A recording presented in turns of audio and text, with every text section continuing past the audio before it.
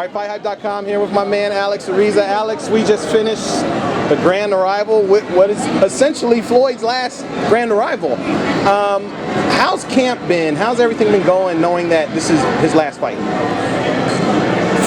I mean, this is only my third camp with him, but it's been really well, actually. I mean, I thought that I didn't know that he trained like that. I thought he was training especially hard because I thought he was fighting Manny. But, you know, watching him, I guess that's just the way he trains. He trains 100%, doesn't matter who it is or whatever. So it's unusual for me to see him, you know, jump right back into it the way he did right before this last one and push it the way he's been pushing it. You know, there's weeks where he's gone 3 or 4 days straight sparring. So, yeah. Jeez. Has anything at all been different? Has it just been pretty much the same schedule? Has he changed up his, like, I know for the Pacquiao fight, he didn't do the picnic, didn't do the appreciation dinner. He did it this time, though. So, I mean, is he any different? Like, is it his demeanor? Is he less grumpy? Is he more laid back? No, he's been very good spirits. I mean, you know, he's really, I mean, he hasn't changed his tune about this being his last fight. He's been pretty adamant about that. He's looking forward to the retirement with his family, doing a lot of traveling, you know, just doing the Floyd thing pretty much. Right, so, right. But as far as his approach to this fight, he's very serious about it. But then again, it's a different fighter. I think, you know, for fight fans, I think that this is going to be a much better fight than people believe. Berto's not really much of a mover. He's a guy who stays, who comes to fight, stays in the pocket, he takes risks. Sometimes it doesn't work out for him, but he really, I mean, he's an exciting fighter. He's in great, exciting fights. I've seen him, I've been watching him for years.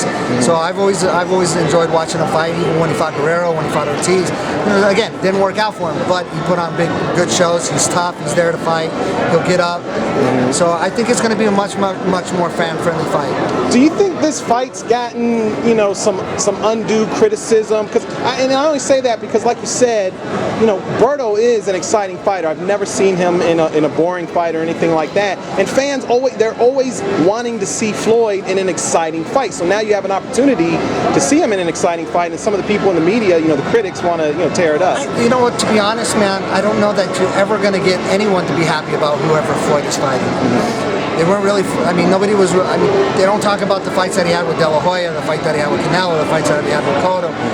I mean, who do you want in the fight? Right. I mean, if you look at Berto and you know the Amir Khans and the Thurmans and the Bradley, all these guys are pretty much all in the same bracket. I mean, not one is can beat each other on any given night. Right. Nobody's really separated themselves to make themselves that much better than everybody else. They're all pretty much in that same bracket. So I think whomever he would have picked, I don't know that there wouldn't have people would have had something to say about it. Right. But I like Berto just because he's, like I said, he stays in the pocket. He's more of an aggressive kind of fighter. So I think he's going to bring it a lot more than what we've seen from this last opponent. Let me ask you about Floyd and his retirement real quick.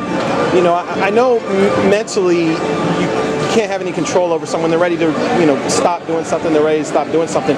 But physically, when you look at Floyd, I mean, at least to me, on the outside looking in, he looks like he's still physically in his prime. And he is. He's very good shape. I think he's training a lot smarter, not as hard. He's taking into consideration, you know, how important rest is and recovery, how important his diet is. You know, he's never going to take those things out that he likes, those cravings and the food that you're never. But you can make little small adjustments and times and things like that are going to make a big and drastic change for a guy like Floyd, who's never done any of that, who's never really had a plan, or who's never followed anything, you know, more structured or more consistent. So any of those things that we apply now make little small changes, make little small improvements that ultimately at the end of camp turn out to be a big improvement. But I mean, if Floyd wanted to fight, I mean, we're supposed to fight the most dominant offensive fighter in boxing, you know, and Floyd made it look too easy that nobody liked it. People are pissed now. People are pissed about it. So, you know, you have to ask yourself, I mean, you know, who's really going to, I mean, you got to have to find somebody that really motivates him to not retire. I mean, he just beat the guy who's supposed to be able to beat him and be able to, you know, crack the division. Vinci code. Right. That was going to come in and overwhelm him with all this, and pretty much made it almost the easiest fight he's ever had. How much longer do you think he could fight if he wanted to fight on? I mean, into his 40s? I think he could, yes, just because of the he's fought this game of hitting and not getting hit. And I get the whole defensive style, and I get it. Right. But if you know Floyd and you've been to the gym and you've watched the sparring, there's a B plan to his game. Right. And anytime he wants to switch it up, I think for me, I like that Floyd much better. It's more fun to watch. Much more fun to watch. Right. But he's very fortunate that he's suffered really no punishment in the sport. A sport that's really based on that. So I think it's really going to be up to him, and whatever somebody comes around and motivates him or hands him a big fat check, another big fat check of money, and that he just can't say no to.